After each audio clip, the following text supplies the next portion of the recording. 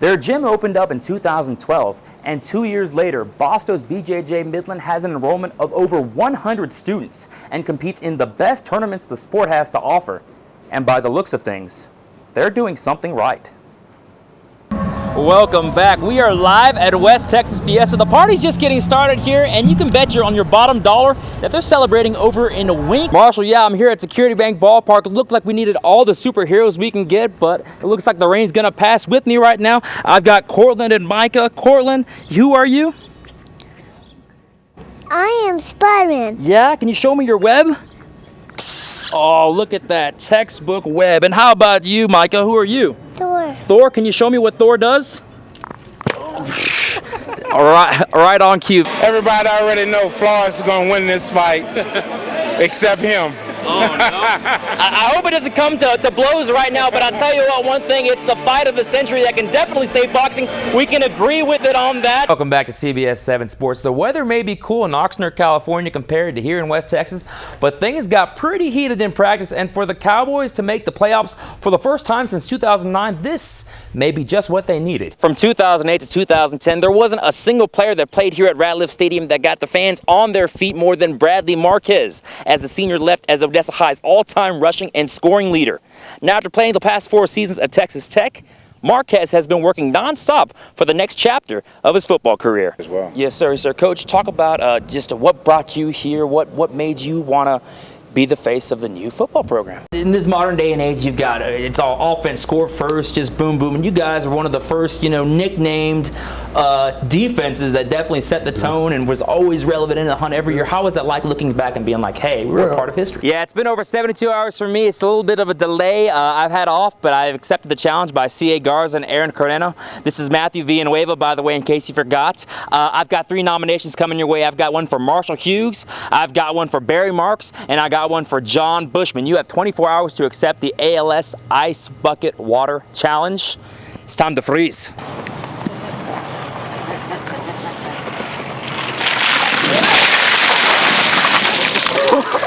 Awareness. Matthew Villanueva gives us a closer look at the NFL hopeful. He was just a phenomenal athlete to watch. I know when the first game he played against El Paso Montwood, he took a reverse all the way to the house, and just to watch him run. Marquez, one man to beat inside the 40. I asked him in film session, what's it like to be able to run that fast? From 2008 to 2010, there wasn't a single player that played here at Ratliff Stadium that got the fans on their feet more than Bradley Marquez, as the senior left as Odessa High's all-time rushing and scoring leader. Now, after playing the past 4 seasons at Texas Tech, Marquez has been working nonstop for the next chapter of his football career. I was down in San Diego at Exos training for 10 weeks. Started that at the beginning of January, and was there throughout a 10-week process, and came back right before Pro Day here at Tech, and was able to put down some good numbers for scouts. Countless hours have been spent preparing his body and mind for the next level. It's the kind of work ethic his coaches can't get enough of. He's always been a hard worker, and in his dedication and his commitment to it, those are things that you strive to teach all your kids that's in your program. Incredible human being. I mean, he's why you get into coaching, to be able to coach young men like Bradley. One of the most hardest working, respectful, unselfish players I've ever been around. And he's already a professional athlete in baseball, and so I'm hoping this dream of football will work out. Drafted in the 16th round 4 years ago for Major League Ball, the 2-star athlete took the football route, as the franchise paid for his college education. The New York Mets have been very supportive of me throughout this entire process, throughout my whole time here, and they've kept me on their roster, and so they've stuck by me, and they're just waiting for me, whenever I'm ready. Raised by a single mother, Marquez not only has been a standout on the field, but also in the classroom. It only took 7 semesters for him to graduate with a degree in exercise and sports sciences, while being a student athlete year-round. That was the biggest thing for my mom when I got here, was to get a degree. That's what she wanted me to come here, and that was number one for her, because she wanted me to have that degree. That's something she didn't have, or anybody in my immediate family for that matter. I'm sure he probably could have gone either way, but she rode hard on him and made him do the little things right. Heading into the draft, Marquez is projected as a late-round undrafted rookie free agent. Yet history has shown favor to Red Raider receivers who didn't hear their name called. There's two guys on the wall with Danny and Wes that both made over $40 million, and neither one got drafted. So it's all about what you do when you get there. And sometimes being a free agent guy, you can actually assess what the best situation is for you and take the right invite to that camp. Former journeyman, now Lombardi Trophy winner Danny Amendola paid a visit to Lubbock recently, letting Marquez pick his brain. For the touchdown. You know, he loves Tech, and so he wants to give back. And I'm fortunate to have a guy like that to look up to that's come before me from this same program. Wherever he winds up in the following months, he'll take a part of his West Texas hometown with him, remembering the place where it all started. Bradley Marquez breaks it, across the 40, 30, 20. He's into the end zone, folks. Nobody's going to catch him from 53 yards away. Odessa's always going to be my home. I've lived in the same house since I was born. My mom's still there, so when I go back, that's my home, and that's how I grew up. That's all I know, honestly. And I had a great time here at Tech, but like I said, Odessa's home for me, and I want to represent all those kids there and let everybody know that it is possible to make it out, and it is possible to come from Odessa High. Marquez will now wait for his name to be called this weekend at his childhood home here in Odessa. Reporting at Ratliff, Matthew Villanueva, CBS 7 Sports. Welcome back. The final day of the Sandhill Stock Show and Rodeo was tonight, giving West Texas one more night of one good time. So let's go to the finale at the Ector County Coliseum. A jam-packed crowd came for the show. In steer wrestling from Alberta, Canada, Strauss Milan came to compete, wrestling down the beast in 4 seconds for first place in the event. To bareback riding, hailing from Canyon, Texas, Will Lowe with an impressive ride. This ain't his first rodeo by a long shot.